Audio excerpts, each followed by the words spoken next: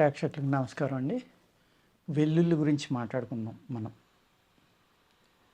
ఉల్లి తల్లి లాంటిది అంటారు. అది ఏ ఉల్లి అంటే మనం కూరలో వేసుకునే ఉల్లి. దాని గురించి తర్వాత మాట్లాడుకుందాం. వెల్లుల్లి కూడా చాలా రకాలుగా ఉపయోగపడుతుందండి. వెల్లుల్లి ప్రత్యేకంగా ఏంటంటే విషాల్ని, ఏదైతే మన స్టమక్‌లో ఉన్న విషాలు ఉంటాయో, ఈ క్రిముల వల్ల కానీ, పొట్టలో ఉన్న బ్యాక్టీరియా వల్ల కానీ, ఫంగల్ వల్ల కానీ టాక్సిన్స్ పెరిగిపోతూ ఉంటాయి కదండి బాడీలో. ఆ టాక్సిన్స్ నుంచి మనల్ని బయటికి తీసుకురావడానికి ఒక అద్భుతమైన ఫుడ్డు వెల్లుల్లి. దీంట్లో ఫాస్ఫరస్ ఉంటుందండి. వెల్లుల్లిలో ఫాస్ఫరస్ ఉంటుంది. చాలా బాగా పనిచేస్తుంది మనకి. మేము ఆయుర్వేదంలో దాన్ని శుద్ధి చేసి అనేక మందుల్లో వాడుతూ ఉంటారు చాలామంది. గంధకం, ఆ గంధకం న్యాచురల్గా ఉండేది వెల్లుల్లిపాయ. ఈ వెల్లుల్లిపాయని మన బాడీలో ఉన్న ఫ్యాట్ తగ్గించడానికి ఒక మిరకిల్ మెడిసిన్ అండి ఇది. మీరు సపోజ్ మీకు కొలెస్ట్రాల్ ఎక్కువగా ఉంది, మీరు ఏం చేయాలంటే అప్పుడు వెల్లుల్లిపాయ మీ బాడీ వెయిట్ని బట్టి రేఖలు ఉంటాయి కదండి, అవి చక్కగా ఒలుసుకోండి. ఒలుసుకుని అన్నం వార్చిన వెంటనే లేకపోతే కుక్కర్ దింపిన వెంటనే ఆ మూత తీసి ఆ వేడి అన్నంలో ఒక మీ బాడీ వెయిట్ని బట్టి 2 నుంచి ఒక 4 రేఖలు గుచ్చుకోండి. అందులో గుచ్చేసి మళ్ళీ మూత వేసేయండి. ఆ వేడి అన్నానికి మెత్తబడి ఆ ఘాటు తగ్గుతుందండి. అప్పుడు ఏం చేస్తారంటే మీరు ఆ వెల్లుల్లిపాయలను జాగ్రత్తగా తీసుకుని భోజనం చేసి ముందర మంచి నూనెలో కానీ నెయ్యిలో కానీ ముంచుకోండి. ముంచుకుని వాటిని అలాగే మన క్యాప్సిల్స్ ఎలా వేసుకుంటాం అలా స్వాలో చేసేయాలండి, మింగేయాలి. అందరూ ఏం చేస్తూ ఉంటారంటే నవ్వులుతూ ఉంటారు. నవ్వడం వలన ఏమవుతుందంటే మనం పక్కోడితోటి మాట్లాడినప్పుడు నోటి దుర్వాసన రావచ్చు, వెల్లుల్లి వాసన రావచ్చు, వాళ్ళకి ఇష్టం ఉండదు.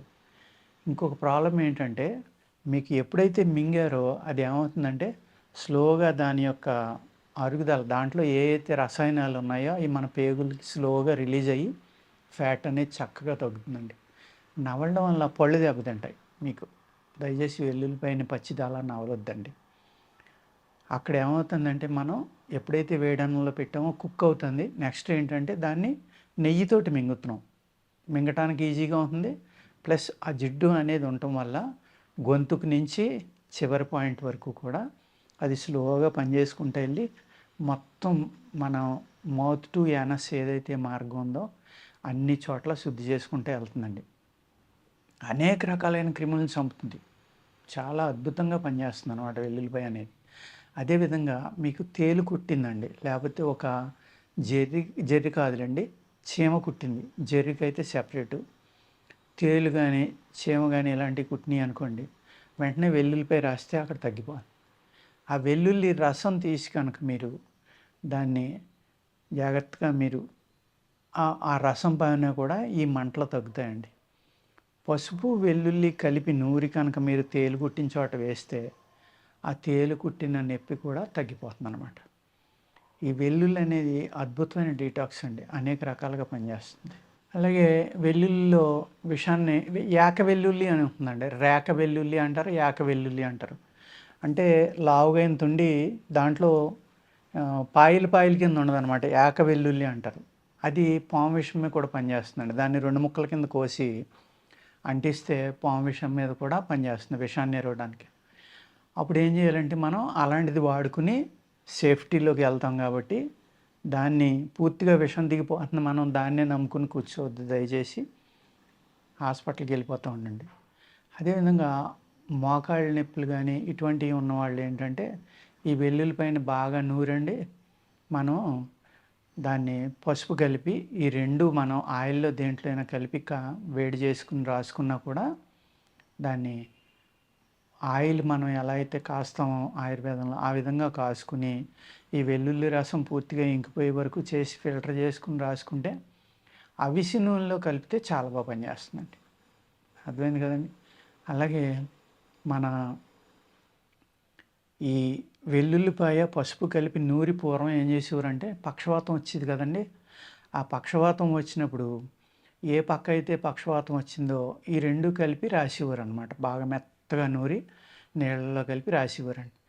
కానీ ఎక్కువ వేడి శరీరాలకు ఏం చేస్తుందంటే ఇది రాస్తే ఎక్కువగా మండుతుంది. వెంటనే కడగలేదనుకోండి పొక్కు పొక్కటానికి కూడా అవకాశం ఉంటుందన్నమాట. అలాగే బాలింతలకి ఏం చేసేవారంటే పురుడు వస్తుంది కదండీ! డెలివరీ అయిన తర్వాత బాడీలో విపరీతమైన వాతం ఉంటుందన్నమాట. ఆ వాతం ఉండటం వల్ల ఏం చేసేవారంటే ఈ వెల్లుల్లి కారం అని చక్కగా నెయ్యిలో గానీ, నూనెలో గానీ వేపించి కూరగా వండి, వేపుడుగా వండి గానీ, లేకపోతే ధనియాలు అన్నీ కలిపి వెల్లుల్లిపాయలు నీటిలో వేపించి బాగా ఇయన్నీ కలిపి పౌడర్ కొట్టి గానీ రోజు అది 2 పూట్ల నెయ్యేసి తినిపించేవారనమాట. దానివల్ల ఏమవుతుందంటే ఏదైతే వాతం ఉందో వీళ్ళకి పురుడొచ్చినప్పుడు ఒళ్ళు పచ్చి ఉందంటారు కదండీ! పథ్యం అంటాం మనం. ఆ పచ్చి ఉంది కాబట్టి ఆ పథ్యానికి విరుగుడు పథ్యం పెట్టింది మనం. పథ్యం అని తినిపిస్తాం.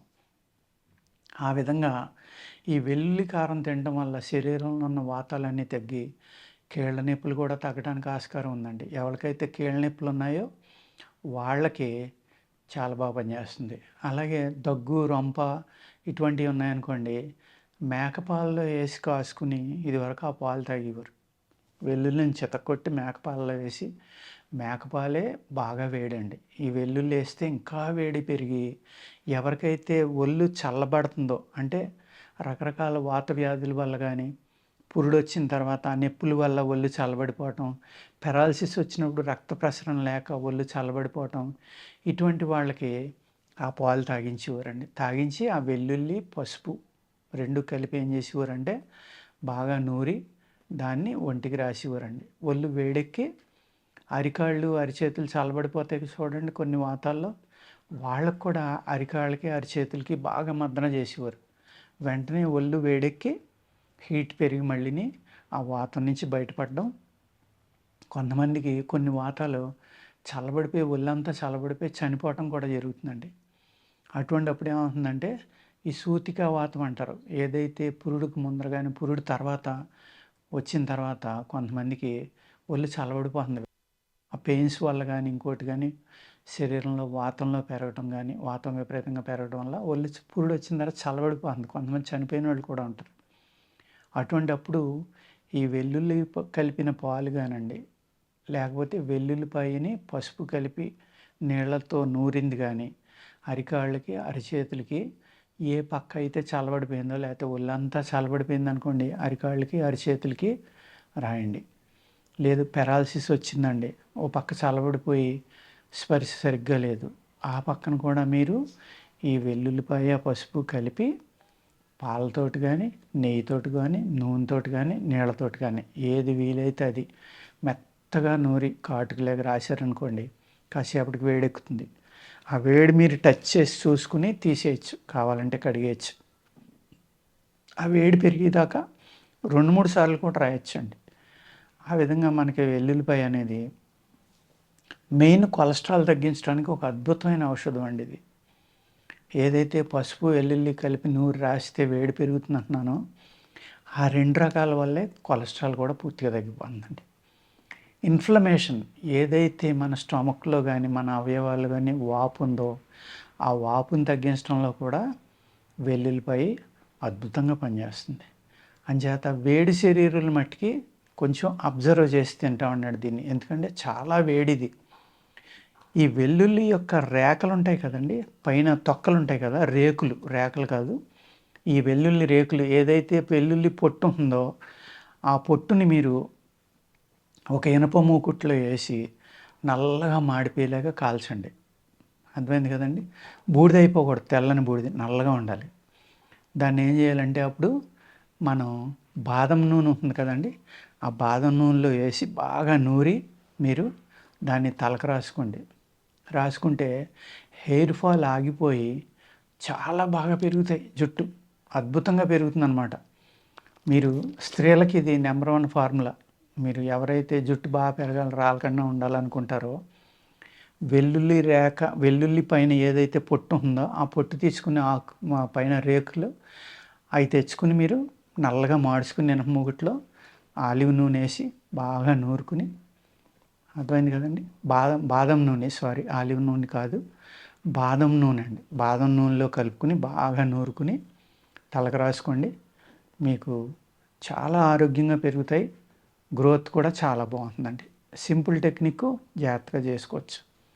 ఆ వెల్లుల్లి యొక్క ఆ తొక్కలు ఎక్కడ సంపాదించుకుంటా, ఎక్కడ దొరుకుతాయి, మేము ఎక్కడ కొనుక్కోవాలి మీరు ఇస్తారని దయచేసి నాకు ఫోన్ చేయొద్దు. మీరు ఈ ఉల్లిపాయలు అమ్మే షాపులకి వెళ్ళండి, తప్పనిసరిగా దొరుకుతాయి. దొరికితే అక్కడ మీరు దాన్ని వాడుకుంటే జుట్టు పెరగడానికి చక్కని చిట్కా అండి అది. ఓకేనండి. నమస్కారం.